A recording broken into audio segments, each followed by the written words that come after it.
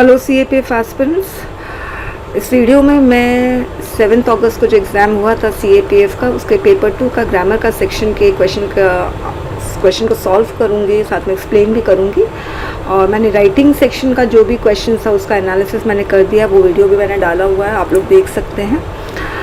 और इससे पहले मैं अनाउंसमेंट करना चाहती हूँ कि मेरा CAPF ग्रामर का बैच 21 अगस्त से शुरू हो रहा है। और अगर आप इंटरेस्टेड हो एनरोल करवाने के लिए तो आप CAPFrashmi.com वाले वेबसाइट में विज़िट करके आप पेमेंट कर सकते हैं। और इसकी फ़ीस है 4449 और इसके साथ इस फीस में आपकी बुक भी इंक्लूडेड है, जो हार्ड बाउंड बुक आपके घर कोरियर कर दी जाएगी, जो CAPF ग्रामर की बुक है। और जिसने बुक ऑलरेडी ख़रीद ली है उसका 1000 फ़ीस में डिडक्ट हो जाएगा। तो और फिर आप लोग मुझे मैसेज कर दीजिएगा, जो प्राइवेट ग्रुप मैंने क्रिएट किया है इस ग्रामर बैच के लिए, उसमें मैं उसमें ऐड कर दूँगी आपको। चलिए फिर शुरू करते हैं। Rewrite the sentences as directed 6 से। मगर इससे पहले मैं फ्रेजल वर्ब्स डिस्कस करना चाहूँगी। इसका इंस्ट्रक्शन पढ़ना बहुत ज़रूरी है। मैं हमेशा से बोलती हूँ, इंस्ट्रक्शन पढ़ो और फॉलो करो, समझो और फॉलो करो। इंस्ट्रक्शन अगर हम नहीं फॉलो करते हैं उसका हिडन पेनल्टी है। ये साफ साफ क्वेश्चन का आंसर बुकलेट जो पेपर 2 का मिलता है उसमें लिखा हुआ है। इसमें लिखा है right 1 sentence each using the following words. Right 1 sentence each, यानी हर एक फ्रेजल वर्ब के साथ आपको इसको लेकर एक सेंटेंस बनाना है ताकि मीनिंग उसकी क्लियर रहे। और साथ में लिखा है do not change the tense, यानी जो लुकअप है आप उसको लुक्ड अप नहीं कर सकते, लुक्स अप नहीं कर सकते, लुकिंग नहीं कर सकते हो, आप टेंस नहीं चेंज कर सकते हो, ठीक है। और एक और चीज़ ये है कि ये जो लुक है आप देखोगे सारा V1 फॉर्म में, look, let, take, turn, break. जैसे V1 V2 V3 होता है ना, go, went, gone, go V1, went V2, gone V3, फिर V4 गोइंग, V5 गोज। मगर ये आप देखोगे सारा V1 फॉर्म में है। तो आपको इस तरह से सेंटेंस बनाना है ताकि सब कुछ V1 फॉर्म में हो, सारा V1 फॉर्म में आप देख रहे हो। तो आप इसके लिए 3 काम कर सकते हो। पहला कि आप 3D यूज़ करो। अगर 3D यूज़ करोगे, 3D का मतलब डू, डज, डिड, जैसे मैंने एक जगह लिखा है डोंट। 3D यूज़ करोगे तो 3D के साथ हमेशा V1 आता है। दूसरा, आप मोडाल्स यूज़ कर सकते हो, मोडाल्स के साथ भी V1 आता है। और तीसरा, आप सेंटेंस सिंपल प्रेजेंट में फॉर्म कर सकते हो, सिंपल प्रेजेंट। मगर सिंपल प्रेजेंट में याद रखना आपको प्लूरल सब्जेक्ट लेना है। रीज़न ये है सारे वर्ब प्लूरल है, okay. Look, let, take, turn, break, ये सारे वर्ब प्लूरल है, तो आपको प्लूरल सब्जेक्ट लेना चाहिए। जैसे मैंने जैसे we always look up to our parents, तो वी प्लूरल है तो लुक प्लूरल। मगर जैसे अगर मैं वी की जगह ही कर दूंगी, जैसे ही कर दिया तो ही कर दिया तो मैंने ही लुक्स हो जाएगा, फिर सब्जेक्ट सिंगुलर, वर्ब सिंगुलर। ये चीज़ ध्यान रखना है आपको। मेरी किसी ने भी ग्रामर की बुक खरीदी है तो ये टर्न, टेकअप के अलावा ये पूरे जो 4 फ्रेजल वर्ब्स है वो मेरी बुक में है। मगर स्टूडेंट देखिए, पढ़ना पड़ता है, सिर्फ बुक खरीदने से नहीं होता है। और वीडियोस में भी मैंने ये सारे फ्रेजल वर्ब आप लोगों को समझाए हुए हैं। एक बार मैं आप लोगों को दिखा देती हूँ कि ये बुक में कहाँ पर है। ये मैं वर्ड फाइल आपको दिखा रही हूँ। सबसे पहले लुक अप मैं बता देती हूँ कहाँ पर है। अगर आप लोग 471 पेज में जाओगे, 471 में आप देखिए ये रहा, लुक अप टू समबडी, यानी एडमायर या रिस्पेक्ट करना, ओके। अब दूसरा है लेट डाउन। लेट डाउन आपका 472 पेज में है। लेट डाउन का मतलब होता है डिसअपॉइंट करना। अगर आप मुझे लेट डाउन कर रहे हो तो आप मुझे डिसअपॉइंट कर रहे हो। तीसरा है टेकअप, जो मेरे में नहीं है, मैंने ऐड अप कर दिया है। और चौथा है टर्न डाउन। टर्न डाउन आपको 476 पेज में मिलेगा। 476 में टर्न डाउन, ये रहा। टर्न डाउन का मतलब होता है रिफ्यूज़ करना, या वॉल्यूम तेज़ है तो उसको टर्न डाउन करना, कम करना वॉल्यूम को। और चौथा है ब्रेक इनटू। ब्रेक इनटू आपको मिलेगा 4674 पेज में, एकदम शुरुआत में है, अल्फ़ाबेटिकल ऑर्डर में है, तो आपको एकदम शुरुआत में मिलेगा 462 पेज में, सॉरी 464 पेज में है, ठीक है, 464। तो ब्रेक इनटू का मतलब होता है कि किसी के घर के अंदर इल्लीगली घुसना। तो चोर ऐसे करते हैं, तो मैंने समझाया ब्रेक मतलब तोड़ना, इनटू मतलब अंदर घुसना, तोड़ कर अंदर घुसना, ठीक है। तो ऐसे चोर करते हैं। तो आपको टेंस का फॉर्म नहीं चेंज करना है तो आप 3D यूज़ कर सकते हैं, या तो मोडाल्स यूज़ करते हैं, या सिंपल प्रेजेंट वाले सेंटेंस बना सकते हैं जिसमें प्लूरल सब्जेक्ट हो। तो लुक अप टू का है I always look up to my parents, तो मैंने ये सिंपल प्रेजेंट में बनाया है और मैंने टेंस का फॉर्म चेंज नहीं किया है। We should never let down our parents, तो लेट डाउन मैंने यहाँ पर मोडाल यूज़ किया है, मोडाल्स भी अपने साथ V1 देता है। I don't take up extra work during my busy schedule, तो यहाँ पर टेक अप ये मैंने 3D यूज़ किया है, तो 3D भी अपने साथ V1 लेता है। Turn down, please don't turn down my proposals, तो यहाँ पर फिर से मैंने 3D यूज़ किया है, तो 3D अपने साथ V1 लेता है। Break into, we should never break into others house, हमें किसी के घर में इलीगली या फोर्सफुली नहीं घुसना चाहिए, तो मैंने यहाँ फिर से मोडाल यूज़ करके ये किया है। ओके, तो यदि आप लोगों ने बिना इसके टेंस के फॉर्म को चेंज किए हुए सेंटेंस बनाया है, प्रॉपर तरीके से हर जगह फुल स्टॉप जहाँ जहाँ पंचुएशन मार्क लगना है वहाँ लगाया है, कोई कैपिटल लेटर की मिस्टेक नहीं की, कोई स्पेलिंग मिस्टेक नहीं की है, तो आपको फुल आउट ऑफ फुल मिलेगा। Okay, rewrite the sentences as selected, rewrite करना है स्टूडेंट्स, तो आपको ध्यान रखना है कि आपको कहीं पर फिल इन द ब्लैंक्स भी मिलता है तो आपको जो स्पेस दिया गया है नीचे आपको उसको पूरा लिखना पड़ेगा। ही डज हिज वर्क, फिर ऐसे पूरा लिखकर हिमसेल्फ, क्योंकि बोल रहा है रीराइट करना और फिर फुल स्टॉप देना है। Got it. वैसे यू आरंट गोइंग आउट, इसमें भी पूरा आपको जो स्पेस दिया है उसमें आपको लिखना होगा। तो पहला सेंटेंस है क्वेश्चन है let the government punish the wrong doers, change the voice.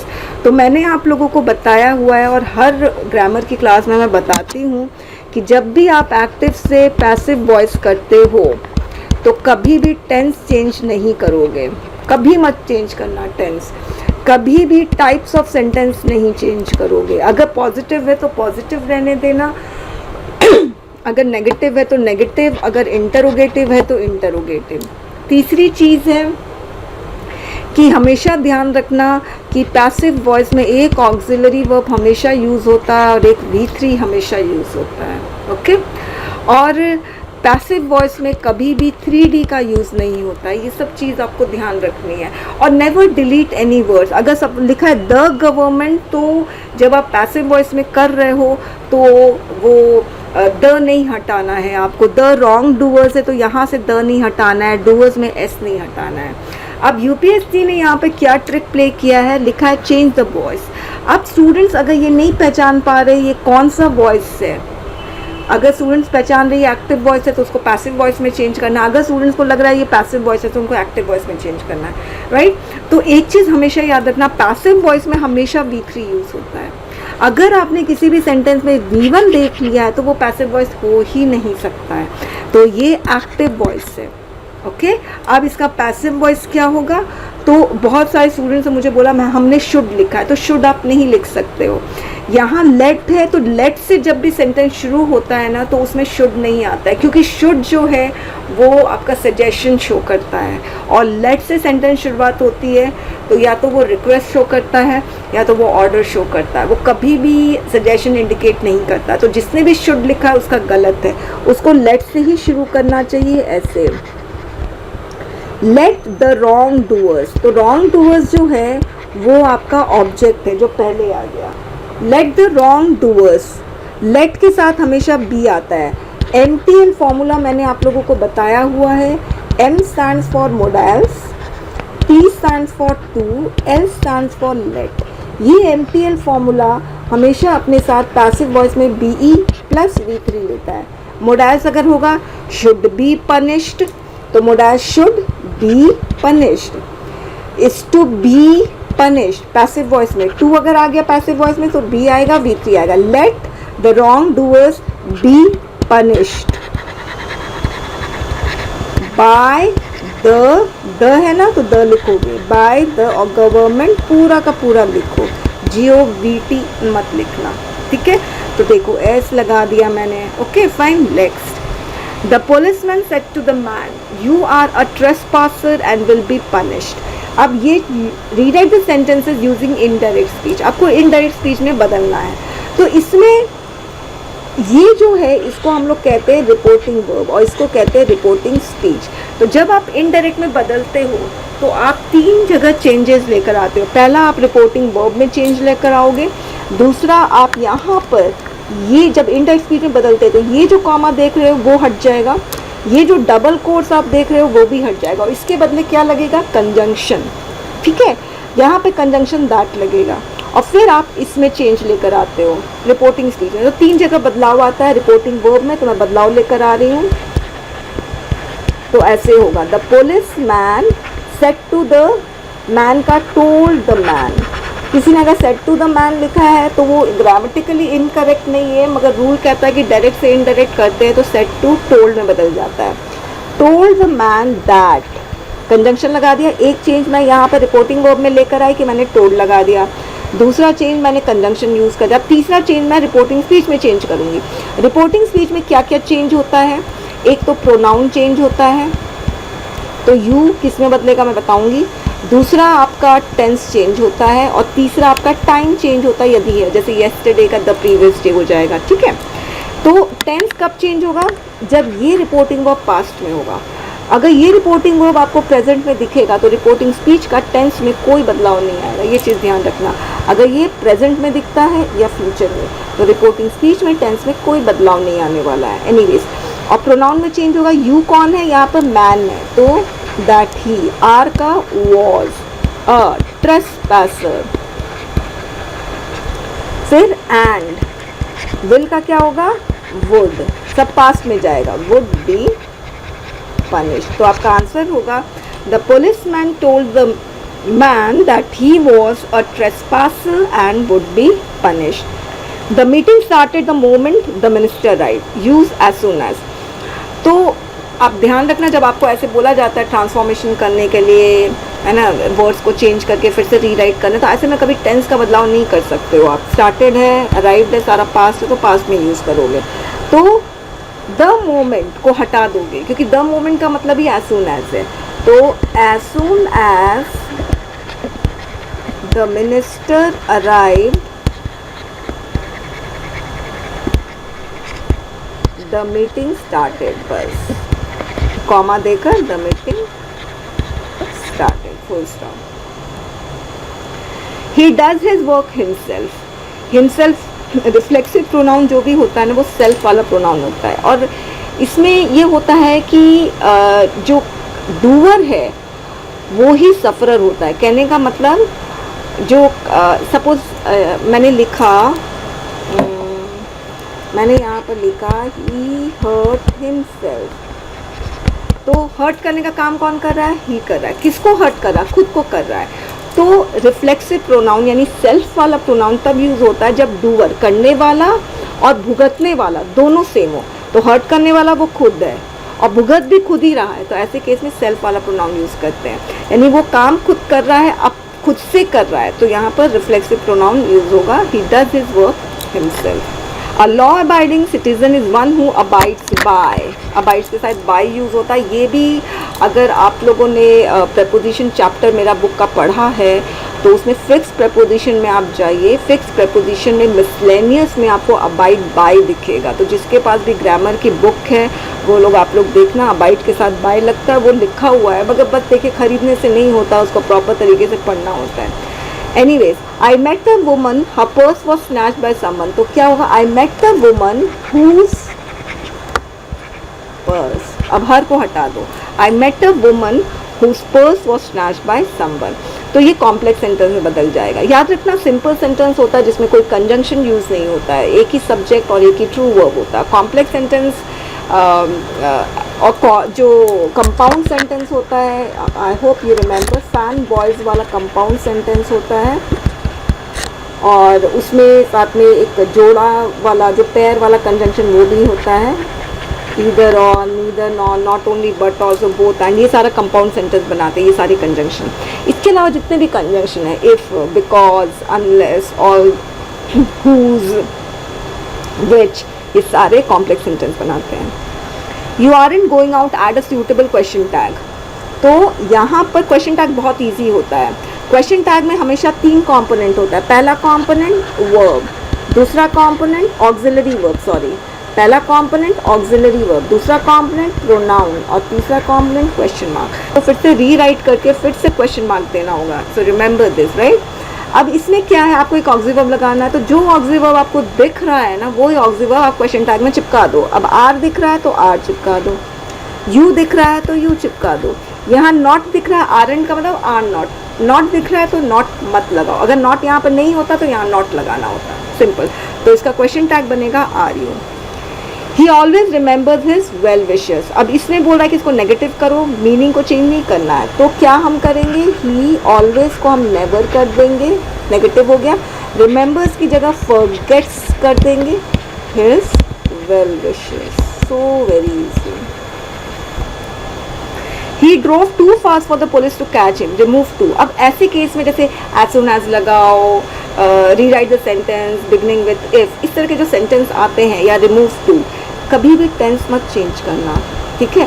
अब यहाँ पर ड्रोव है तो पास है तो पास्ट ही करोगे, मगर यहाँ टू कैच है तो याद रखना ये इन्फिनिटिव है। अब यहाँ पर कैच कैसे चेंज होगा मैं आपको बता रही हूँ, होगा he drove so fast, remove change करना है, I mean sorry to change करना है, तो ये टू की जगह मैंने सो लेकर आ गई। He drove so fast that, so लेकर आऊँगी तो फिर मुझे दैट लेकर आना पड़ेगा। He drove so fast that the police, the लिखा है ना पुलिस का, बाद द लगाना, द पुलिस। अब सिंस ड्रोव पास्ट है तो मुझे यहाँ पर कॉट लिखना पड़ेगा, कैच हिम, ऐसे होगा, कुड नॉट कैच हिम। तो ड्रोव पास्ट है इसीलिए मैंने कुड लगाया है, फाइन। तो इतना फास्ट दौड़ा, इतना ड्राइव किया फास्ट कि पुलिस को पकड़ नहीं पाई, पकड़ नहीं सकी, तो फिर मुझे सकने का कुड लगाना पड़ेगा, मगर कैन नहीं लगा सकते। कुड क्यों लगाया, क्योंकि ये पास्ट है, मैं टेंस नहीं चेंज कर सकती। नेक्स्ट है the book may be in the bag, it may be in the cupboard, तो join the sentence using either or, इसमें भी टेंस मत चेंज करना।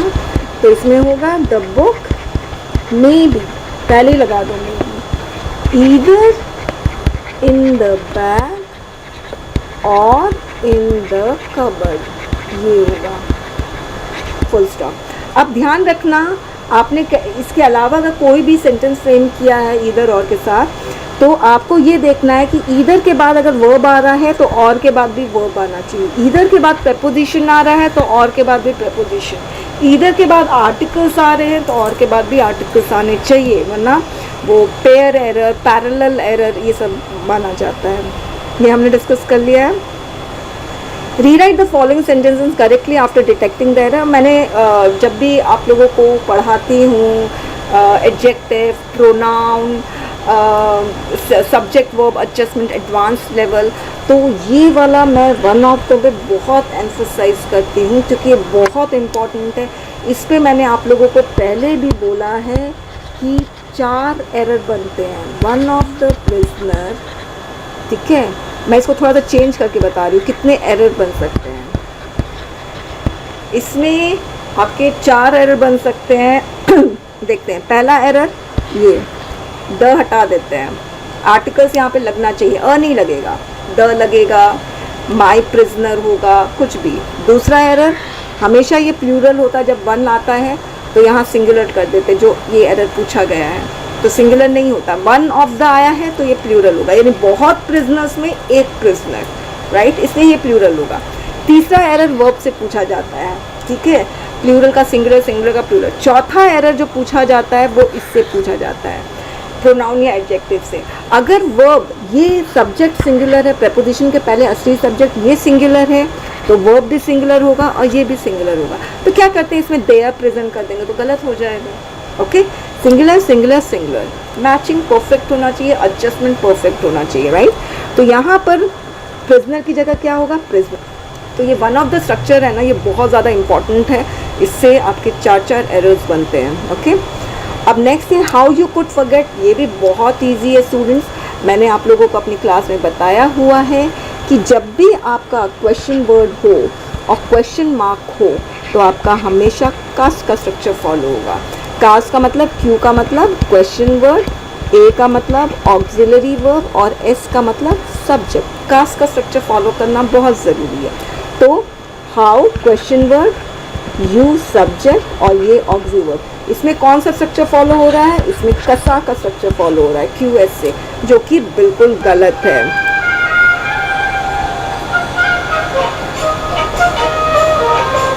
आपको कास्ट का स्ट्रक्चर फॉलो करना है तो इसका आंसर क्या होगा? इसका आंसर होगा how you could, sorry how could you. अब हाउ कुड यू कर दोगे तो देखिए कास्ट का स्ट्रक्चर फॉलो हो गया, ठीक है। अच्छा, अब उसके बाद no sooner I had reach, तो इसमें तो नॉर्मल सा है, नो सूनर के बाद आपका वर्ब आएगा, क्योंकि ये हमने सब्जेक्ट वर्ब इन्वर्जन जो किया था उसमें ये वाला आया था, फिर हमने कंजंक्शन जब किया था तब भी ये वाला आया था कि नो सूनर के बाद सबसे पहले ऑक्सिलरी वर्ब फिर सब्जेक्ट, ये इन्वर्जन वाला है। जैसे इसमें भी इन्वर्जन हो रहा है, कास्ट में अगर आप देखोगे कास्ट के स्ट्रक्चर में इन्वर्जन हो रहा है, पहले ऑक्सिलरी वर्ब आ रहा फिर सब्जेक्ट, सबसे पहले सब्जेक्ट आता है फिर ऑक्सिलरी वर्ब आता है ना, ये सही है। मगर अगर ये करेक्ट ऑर्डर है, मगर अगर सबसे पहले ऑक्सिलरी वर्ब और फिर सब्जेक्ट आता है तो ये इन्वर्जन है, उल्टा हो रहा है। तो जब भी नो सूनर शुरुआत में आता है तो इन्वर्जन होता है, पहले ऑक्सिलरी वर्ब और फिर subject. I avoid to go there, ये भी बहुत ईजी है। जीरंड इन्फिनेटिव में मैंने आप लोगों को बताया था, एक मैंने आप लोगों को निमोनिक भी दिया था, वो निमोनिक है प्लीज़ फर्स्ट पेड़ के नियर, ये निमोनिक दिया था। और ये सारे वर्ब्स हैं और मैंने बताया था इन वर्ब्स के साथ हमेशा V4 आते हैं, ओके। तो P for propose, S for stop, stop talking, तो स्टॉप क्या है? वर्ब है, इसके साथ क्या आएगा? V4 आएगा, ठीक है। He finished painting the door, finished painting, तो फिनिश अपने साथ क्या लिया? V4 लिया, फिनिश पेंटिंग। फिर A फॉर अवॉइड, ये रहा avoid, he avoid, I avoid going there, to go नहीं होगा, गोइंग देयर। फिर S for suggest, suggest going for a movie, ठीक है। तो इस तरह से है। अब जैसे ये है इवेड है, ओके, कीप है, नीड है, एन्जॉय, एन्जॉय पे भी क्वेश्चन आया हुआ है, अपलॉड है, रिग्रेट है। तो इस तरह से ये सारे, ये मैंने आप लोगों को निमोनिक दिया था और याद करना भी बहुत आसान था, प्लीज़ फर्स्ट पेड़ के लिए, राइट। एनीवेज, आई होप आप लोगों ने बहुत अच्छा दिया होगा। मेरे पास बहुत कमेंट्स भी आ रहे हैं, मैसेजेस आ रहे हैं, बोल रहे हैं कि मैम वो जो मैंने फ्री में वीडियोस अपलोड किया था तो उसमें स्टूडेंट्स ने पढ़ा था और 15+ आ रहे हैं, बहुत सारे स्टूडेंट्स के 20 आ रहे हैं।